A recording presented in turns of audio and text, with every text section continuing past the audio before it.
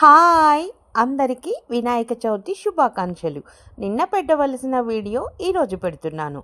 ఇక అక్క వాళ్ళ ఇంట్లోనైతే ఇలా వినాయకుడి పూజ అయితే చేస్తారు. మరి నైవేద్యాలు పెట్టి పండ్లు ఫలాలు పెట్టి వెండి విగ్రహానికి పూజ చేస్తారు.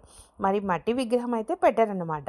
ఇక ఎంతమంది ఇళ్లలో వినాయకుని పెట్టారో నాకు తెలియదు, కానీ అక్క వాళ్ళ ఇంట్లోనైతే ఈ విధంగా పూజ జరుగుతుంది.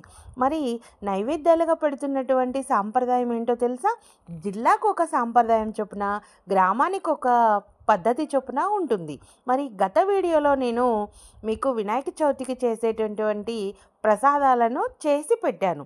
ఇక ఈ వినాయక చవితికి అవి చూపించాలి కనుక చూపిస్తున్నాను. మరి వినాయకుడికి తీపికరంగా చాలా ఇష్టమైన నైవేద్యం తుమ్మికూర. నిజంగానండి, మాది ఖమ్మం. మా సైడు ఈ తుమ్మికూరనైతే వండరో తెలీదు. మరి ఇక్కడ తప్పకుండా తుమ్మికూర వండుతారు.